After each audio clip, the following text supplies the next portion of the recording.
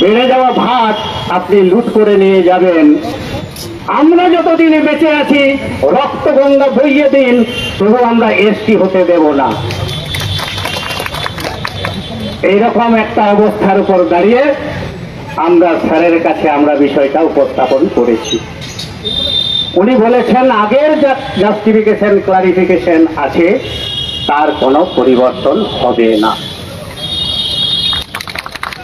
এবং পাশাপাশি আরো বেশ কয়েকটি কথা আমরা বলেছিলাম যে স্যার বিভিন্ন জায়গায় যে ফেক সার্টিফিকেট গুলো রয়েছে, বলে আমরা তো সব জায়গায় 2007 সালে আপনারা সিআরআই থেকে রিপোর্ট পাঠিয়েছেন যে অমুক অমুক লোককে আপনারা মনে করেন, কি মনে করেন, আপনাদের রিসার্চ থেকে বেরোচ্ছে 2007 সালে সন্দেশখালী বসিরহাট এইসব এলাকায় যে যাদের টাইটেলটা হচ্ছে মাহাতো, তারা কখনো কখনো এদিয়া, কখনো কখনো ভূমিজ, আর কখনো কখনো সাঁওতাল সাবকাস্ট ব্যবহার করেন। জাতিরাও আমরা এসটি হতে চাই, এটাই বড় সমস্যা আমাদের কাছে। তারপরে ফেক সার্টিফিকেট গোটা পশ্চিমবঙ্গে দেখবেন কে নেই, চৌধুরী থেকে আরম্ভ করে বিশ্বাস, চক্রবর্তী থেকে শুরু করে ব্যানার্জি, মেহেদি হোসেন থেকে আরম্ভ করে চৌধুরী, কেউ বাদ নেই। সবাই যে যখন পেরেছে আমাদের সার্টিফিকেটটা হাতিয়ে এবং বিভিন্ন ধরনের সুযোগ সুবিধা গ্রহণ করেছে। আপনারা জানেন একদিকে কুর্মী মাহাতোরা আন্দোলন করছে, কখনো ডহর শেখা, কখনো রেল রোকো।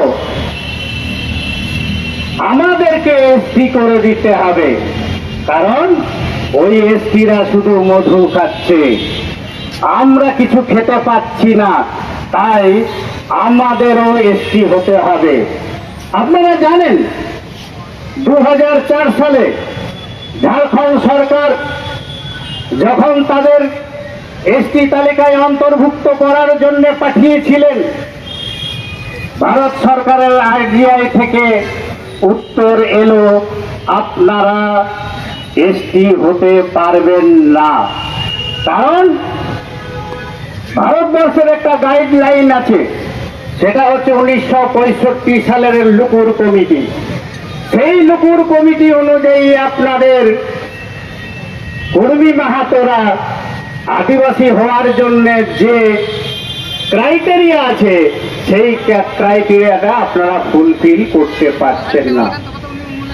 তারা বলছে হাম কিসি সে কম নেই, উড়িষ্যাতে চলে গেলেন। উড়িষ্যা সরকারও পাঠালেন 2014 সালে, এবং 2014 সালে পাঠানোর পরে সেম ভারতবর্ষ থেকে আবার পাঠানো হলো আরজিআই থেকে যে না, আপনারা আদিবাসী হতে পারবেন না। তারা কোর্ট কেস করলেন, সেই কোর্ট কেস ধীরে ধীরে কচ্ছপের মতো হাঁটতে শুরু করলো। ইতিমধ্যে আমাদের দিদি দয়ালু তিনি বললেন, ও তোমরা এসটি হতে চাইছো, আসো পশ্চিমবঙ্গে ঢুকে পড়ো, আমরা তোমাদের এসটি করে দেব। 2017 সাল আমাদের ভারতবর্ষ থেকে, আমাদের বাইরেরও ভারতবর্ষের মধ্যে পশ্চিমবঙ্গ থেকে সুপারিশ পাঠানো হলো ভারতবর্ষে। ভারতবর্ষের আরজিআই তারা বলল না, আপনাদের এসটি করা যাবে না। সেখান থেকে ফেরত এলো, বারবার এখান থেকে জাস্টিফিকেশন ক্লারিফিকেশন পাঠানোর চেষ্টা করা হলো, কিন্তু তারা আর হতে পারলেন না। কোর্ট কেস করলেন, কোর্ট কেসও 5 জুন 2023 সাল, সেখানেও ঘোষণা করা হলো কুর্মীদের আর এসটি হওয়া গেল না। তাহলে কি হবে? যেন তেন প্রকারে আমরা এসটি হব, তার জন্য রেল রোকো শুরু করলেন, আন্দোলন করলেন। কোন কোন নেতা মন্ত্রীদের মুখে বসিয়ে দিলেন, আপনারা বলুন যে কুর্মী মাহাতোরা নাকি আগে এসটি ছিল, তাহলে এখন আমরা এসটি হব, এটাই তো স্বাভাবিক। আরে আপনাদের নেতাকে শৈলেন্দ্র মাহাতো আপনারা তাকে মনে করেন? আমাদের ভারতবর্ষের ইতিহাসকে বিকৃত করতে চাইছেন যিনি রঘুনাথ সিংহের পরিবর্তে রঘুনাথ মাহাতোকে প্রতিষ্ঠা করতে চাইছেন, যারা সাঁওতাল বিদ্রোহকে পুরো বিকৃতি করে চানকু মাহাতোকে সাঁওতাল বিদ্রোহের নেতা হিসেবে পরিগণিত করার চেষ্টা করছেন, আমরা তার বিরুদ্ধে। আপনারা যতই মাথার মধ্যে লাল হলুদ পাগড়ি করুন, আপনারা যতই করম পুজো করুন, আপনাদের এসটি আমরা হতে দেব না। আর সেই চিন্তা ভাবনা করে আমরা এর আগে আন্দোলন করিনি। যে কেউ হতে পারে, মেহেদী হোসেনও বলছে আমি এসটি হব, বিশ্বাসও বলছে আমি এসটি হবে, হন না, অসুবিধা কি আছে? আপনি স্বাভাবিক নিয়মে, সাধারণ নিয়মে যদি এসটি হতে চান, আমাদের কোনো আপত্তি নেই। কিন্তু আপনি জোর করে যদি এসটি হতে চান, আমরা এসটি লিস্টেড তালিকারাও ছেড়ে কথা বলবে না। তুমি আমার বাড়িতে সিঁধ করে ঢুকবে, আর আমার বেড়ে যাওয়া ভাত আপনি লুট করে নিয়ে যাবেন। আমরা যতদিন বেঁচে আছি, রক্ত গঙ্গা বইয়ে দিন, তবু আমরা এসটি হতে দেব না। এইরকম একটা অবস্থার উপর দাঁড়িয়ে আমরা স্যারের কাছে আমরা বিষয়টা উপস্থাপন করেছি। উনি বলেছেন আগের যা জাস্টিফিকেশন, ক্লারিফিকেশন আছে, তার কোনো পরিবর্তন হবে না। এবং পাশাপাশি আরো বেশ কয়েকটি কথা আমরা বলেছিলাম যে স্যার, বিভিন্ন জায়গায় যে ফেক সার্টিফিকেট গুলো রয়েছে, বলে আমরা তো সব জায়গায় 2007 সালে আপনারা সিআরআই থেকে রিপোর্ট পাঠিয়েছেন যে অমুক অমুক লোককে আপনারা মনে করেন। কি মনে করেন? আপনাদের রিসার্চ থেকে বেরোচ্ছে 2007 সালে সন্দেশখালী, বসিরহাট এইসব এলাকায় যে যাদের টাইটেলটা হচ্ছে মাহাতো,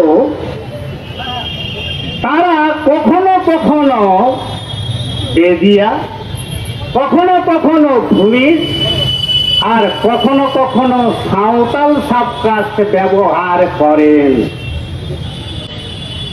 আমরা দীপ্ত কণ্ঠে বলেছি, আপনাদের এই সিআরআই রিপোর্ট আপনারা যেটা দিয়েছেন, সেই সিআরআই রিপোর্ট কেউ কেউ বলে দিল, মেহেদী হোসেন এসে বলে দিল আমি বেদিয়া সাবকাস্ট, আর আপনি সেই সাবকাস্টকে না দেখে, না বিচার করে, আপনি সাবকাস্টকে দেখে যে বিদিয়া লিখেছে, যে ভূমি দিয়েছে, সেই জন্য আপনি সার্টিফিকেটটা দিয়ে দিলেন।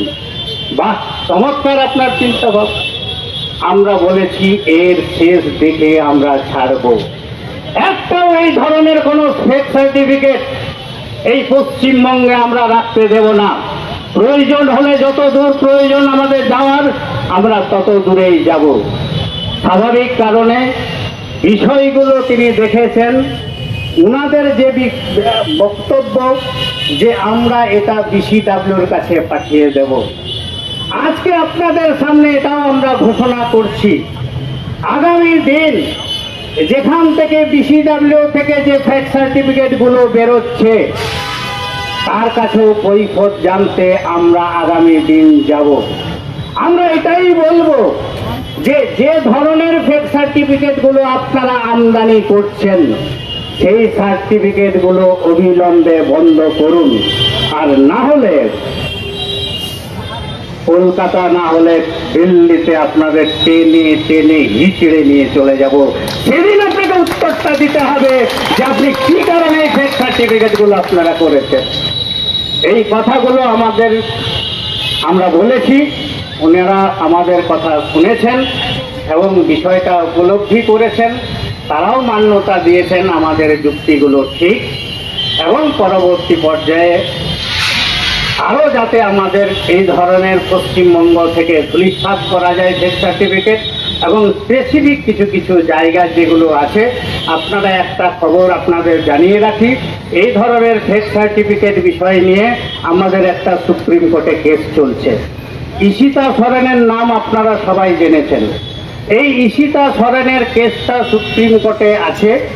আমাদের বিভিন্ন সংগঠনের মানুষগুলো সবাই এখানে সাহায্য করছেন, স্পেসিফিক পশ্চিমবঙ্গ আদিবাসী কল্যাণ সমিতি দেখছে। কিন্তু তার মানে এই নয় এই সমস্যাটা পশ্চিমবঙ্গ আদিবাসী কল্যাণ সমিতি। এটা এমন সমস্যা নয় যে এটা হচ্ছে ভারত জাকাত মাঝি পারগানার সমস্যা, এটা আপামর আদিবাসী আমাদের সমস্যা। সুতরাং সেই সমস্যাটাকে সামনে রেখে আমরা একটাই চাই, যদি কোনোদিন সেটা সিবিআইয়ের জন্য আমাদের দাবি দেওয়া আছে, যদি সিবিআই হয়ে যায় তাহলে গোটা পশ্চিমবঙ্গ থেকে ফেক সার্টিফিকেট নির্মূল হবে, এটা আমরা প্রত্যাশা করি। এই কথা বলে সকলকে অনেক অনেক অভিনন্দন নমস্কার জানিয়ে আপনারা একটু শান্তিতে ফিরে যান।